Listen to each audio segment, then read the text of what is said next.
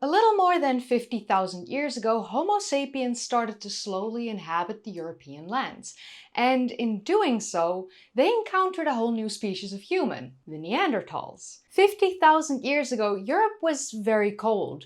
Megafauna thrived, and in the midst of this brutal way of life, two human species started to interbreed. But it wasn't simply all Neanderthals and all Homo sapiens that interbred. No, according to a new study published recently, it was male Neanderthals and female Homo sapiens who interbred the most, and successfully so. So hi, my name is Kaylee, and in this video we are going to take a look into why your ancestor might be a Neanderthal man and not a Neanderthal woman. This video is sponsored by Raycon, but as always, more on the sponsor later in the video.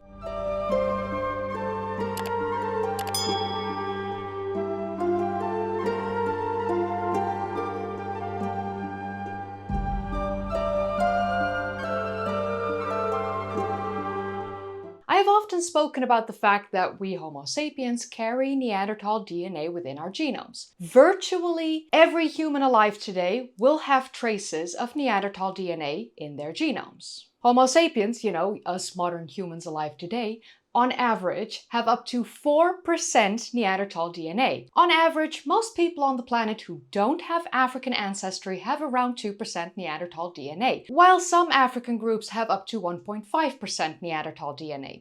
And I hear you think, well, what about sub-Saharan Africans? They don't have Neanderthal DNA, but you would actually be wrong, because on average, sub-Saharan Africans carry between 0.1 and 0.3% Neanderthal DNA within their genomes. I know, it ain't much, but it's something. As we head into spring, it's a great time to refresh your routine and reconnect with movement in a more intentional way, whether you're getting back into workouts or simply adding more activity to your days. It helps to have something that fits seamlessly into how you move. So I've been using Raycon's bone conduction headphones, and I love how easy they are to wear during workouts. They sit outside of your ears so you can listen to music or podcasts while still staying aware of what's happening around you, whether you're running, lifting, or moving through your routine, without losing clear, motivating sound. It keeps you present and comfortable the whole time. And right now, you can get them for 20% off, which makes it the perfect time to try them. What makes these really interesting is the technology. Raycon's bone conduction headphones use off-ear audio, sending sound through vibrations in your bones. Your ears stay open to the world around you, while you still get crystal clear music, podcasts, or calls. For me, that's perfect when I'm out for a run or even just walking around in the city. I can keep my playlist going while still staying aware of traffic or catch up on a podcast while shopping without completely tuning out everything around me. It's safety and sound all in one. They're also built for all-day use, 13 hours of battery life, an IP68 waterproof and dustproof rating, so sweat, rain, and even sandy beach runs aren't a problem. And the no-butt fits stays comfortable without slipping. And here's the kicker. Raycon delivers premium performance without the premium price tag. Their quality rivals the big audio brands, and over 3 million customers already love Raycon. Plus, they come with a 30-day happiness guarantee. I use these when I'm out for walking or exercising, and they have become part of my routine. The bone conduction headphones are perfect for refreshing your routine this spring. Click the link in the description box down below or go to buyraycon.com/CLE14BC to get 20% off. Thanks Raycon for sponsoring.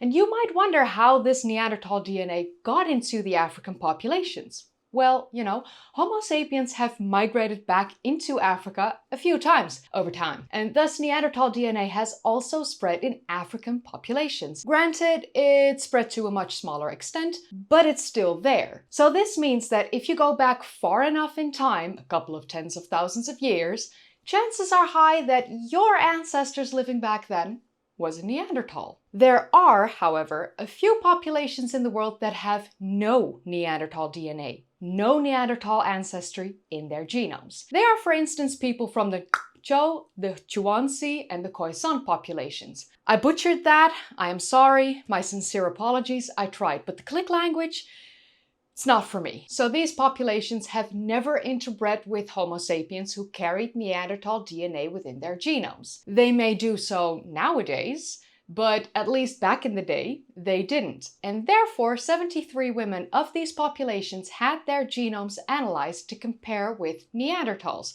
because they carry pure unhybridized Homo sapiens DNA to compare to Neanderthal DNA.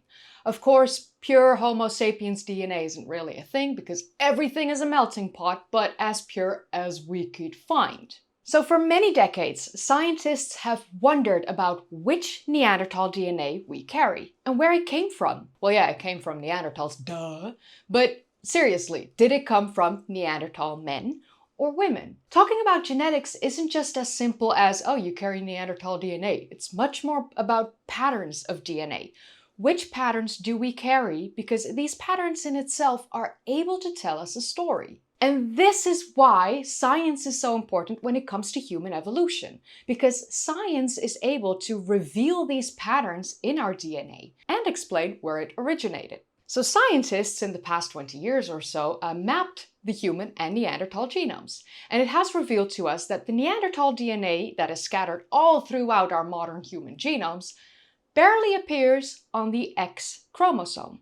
In fact, it's actually largely absent from the X chromosome. So for a long time, scientists theorized that hybrid offspring from Neanderthals and Homo sapiens may have had fertility issues or health problems, resulting in them not passing on their genes, and thus we don't see it reflected in our X chromosomes. But actually, that's quite strange, because Neanderthal DNA appears all over our genomes.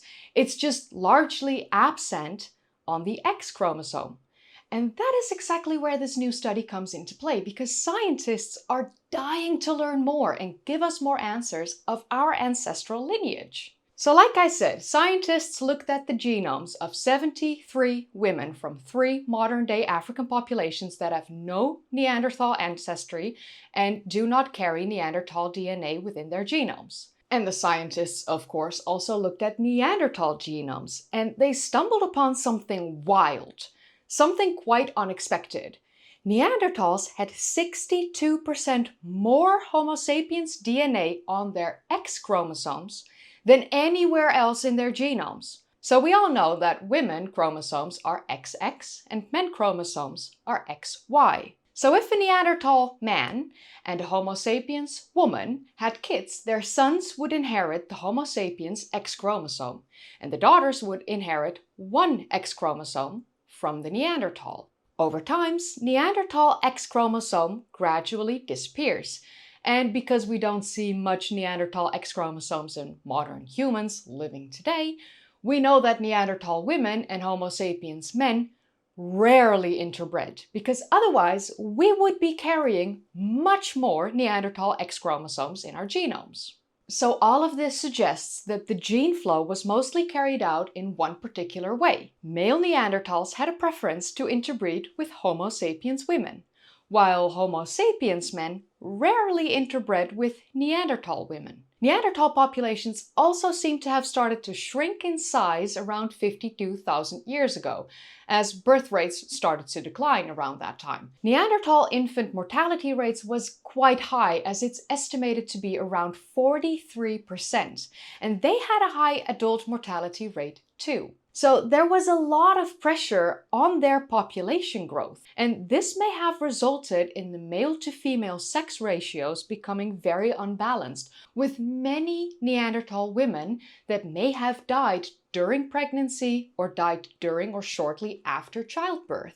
And with Homo sapiens populations now living in the same areas, with much more balanced male to female sex ratios, the male Neanderthals may have started to try and have offspring with Homo sapiens women, who seemed to have much less issues with procreating pregnancy and childbirth.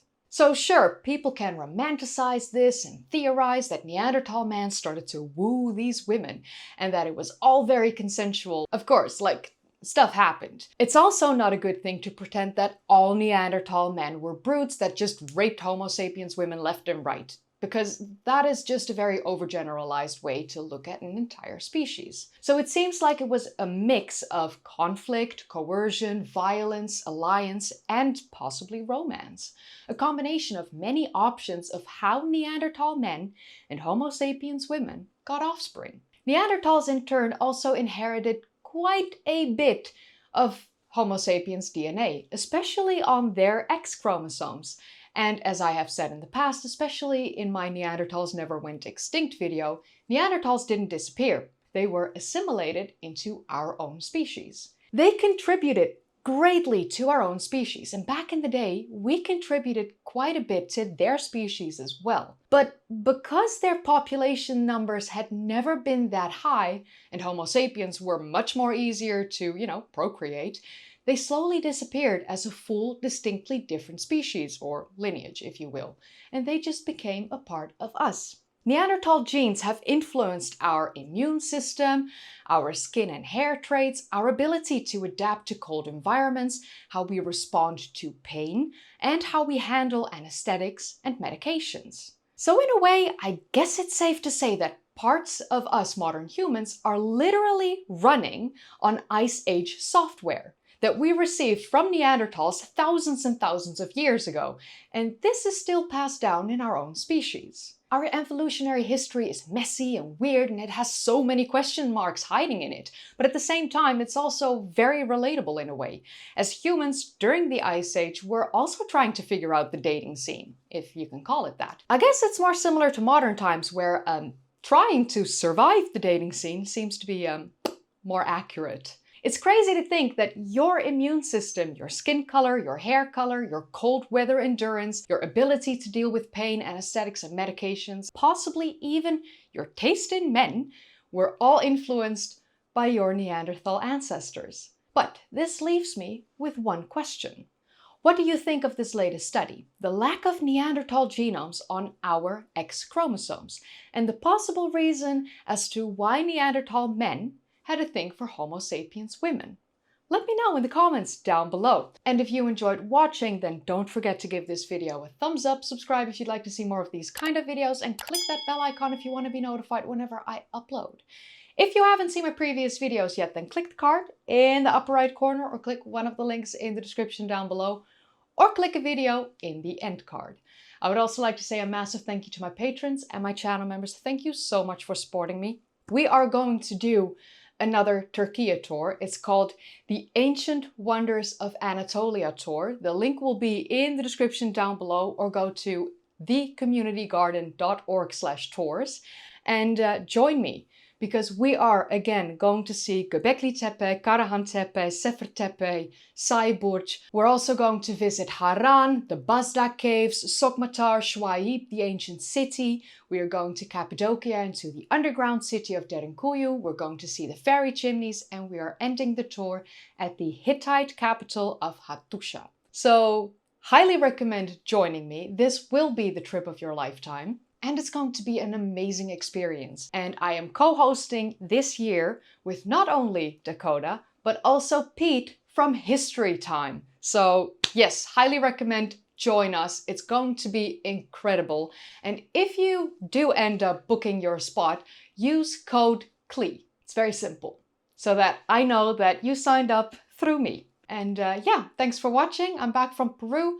I got sick. I got a stomach bug on my way back, and that was fun. And my immune system is non-existent with my injections, so it took me a while to get back on my feet. But I'm sorta, kinda, maybe alive a little bit, and sort of back. So yeah, that's it. Okay, this video, awesome. I'll have another quick video probably later this week, and Doggerland documentary next week. So, sit tight, and I'll see you in the live stream on Thursday. Okay, bye!